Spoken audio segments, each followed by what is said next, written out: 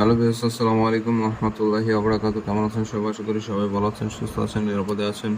তো আপনারা যে যেখান থেকে আমার ভিডিও দেখতেছেন, দেশ বা দেশের বাইরে থেকে, আশা করি সবাই ভালো আছেন, সুস্থ আছেন, নিরাপদে আছেন। তো আজকে যে বিষয় নিয়ে আলোচনা করবো সেটা হচ্ছে শত্রুর মাথা নষ্ট করার যে বিষয়টি, সেই বিষয়টি নিয়ে আলোচনা করব। তো আপনার শত্রুকে যদি আপনি মাথা নষ্ট করে দিতে চান, তার মস্তিষ্ক কাজ করবে না, তার মাথা কোনো কাজ করবে না, সে সুস্থ মস্তিষ্কে কখনো কোনো সিদ্ধান্ত গ্রহণ করতে পারবে না, সে সবসময় বিভ্রান্তির মধ্যে থাকবে।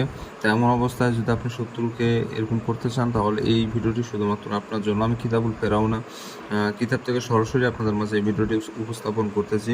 তো এখানে যে তদবিরগুলো দেওয়া থাকে আপনারা জানেন, সেগুলো খুবই খতরনাক তদবির থাকে, কিন্তু কিতাবুল ফেরাউনা অনেকের কাছেই আছে। কিন্তু কিতাবুল ফেরাউনার মধ্যে পার্থক্য রয়েছে, এবং কিতাবুল ফেরাউনা জাগ্রত হওয়ার একটা বিষয় থাকে। যদি কিতাব জাগ্রত না হয়ে থাকে, তাহলে যতই আপনার কাছে কিতাবুল ফেরাউনা থাক, আপনি কাজ করতে পারবেন না। আর যদি জাগ্রত কিতাবুল ফেরাউনা থাকে, তাহলে আপনার তো কোনো কথাই নাই, আপনি যেটাই করেন না কেন, কাজ 100% সফলতার সহিত হয়ে যাবে। তো আপনাদের মাঝে উপস্থাপিত করতেছি আজকের এই নকশাটি। এই নকশার মাধ্যমে আপনি আপনার শত্রুকে আপনি মাথা নষ্ট করে দিতে পারবেন, তার মস্তিষ্ক কোনোভাবে কাজ করবে না। যদিও কাজটা একটু কঠিন, আপনাদের নিয়ম সরাসরি দেখিয়ে দিব কীভাবে কাজ করবেন। তার আগে বলিনি, আপনারা যদি আমার চ্যানেলে নতুন এসে থাকেন, অবশ্যই চ্যানেলটি সাবস্ক্রাইব করে পাশে থাকা বেল আইকনে ক্লিক দিয়ে নোটিফিকেশন অন করবেন। এতে করে পরবর্তী সব নতুন ভিডিওগুলো দেখতে পারবেন সবার আগে। আমি নিয়মিত বান বশীকরণ থেকে শুরু করে বিভিন্ন টোটকা তদবির নিয়ে আমি এই চ্যানেলে ভিডিও আপলোড করে থাকি। আপনারা জানতে শিখতে চাইলে অবশ্যই চ্যানেলের সাথে থাকবেন।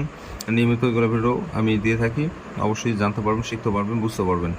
তো এই কাজের নিয়মটা আপনাদের বলে দিয়ে, যে মূলত নকশা দেখতে পাচ্ছেন, এটাই সেই নকশাটা দরকার হলে স্ক্রিনশট মেরে দিবেন। এখানে আপনারা নিয়ম দেখতে পাচ্ছেন। তারপর আপনাদের সুবিধার্থে আমি যদি পড়ে শোনাই, তা আমি আপনাদের শোনাচ্ছি।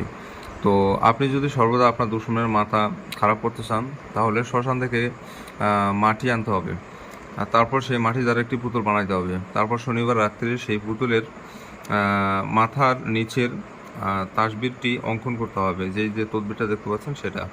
তারপর তাসবিরের নিচে শত্রুর নাম এবং শত্রুর মাথার নাম লিখিতে হবে। তারপর পুতুলটি কোনো একটা আগুনে ফেলে দিতে হবে। কিছুদিনের মধ্যে শত্রুর মাথা নষ্ট হয়ে যাবে। তো এটা পুরো নিয়ম সহ আপনাদের মধ্যে উপস্থাপিত করলাম। এখানে বানানোর কোনো কিছু নাই। যে আপনারা অনেক প্রশ্ন করতে পারেন যে নিয়ম কি বানিয়ে দিচ্ছি নাকি, আপনারা সরাসরি দেখতে পাচ্ছেন কি নিয়ম দেওয়া আছে এখানে। সরাসরি কিতাব থেকে আপনাদের নিয়মটা দিয়ে দিলাম। তো আপনারা অনেকে বলেন যে নিয়ম মুখে বলেন কেন, আপনারা দেখে যান।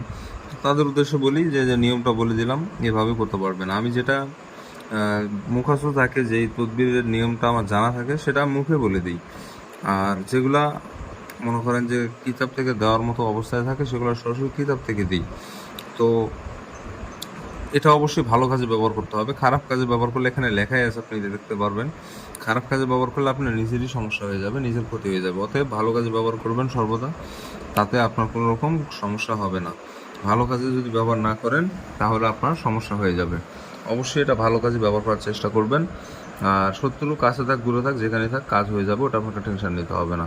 তো যারা আমার সাথে যোগাযোগ করতে চান, স্ক্রিনে দেওয়া নম্বরে ইমো অথবা হোয়াটসঅ্যাপে যোগাযোগ করতে পারবেন। যে কোনো সমস্যার সমাধান খোঁজার চেষ্টা করব। তো ভালো থাকবেন, সুস্থ থাকবেন। দেখা হচ্ছে পরবর্তী কোনো এক নতুন ভিডিওতে। আল্লাহ হাফিজ।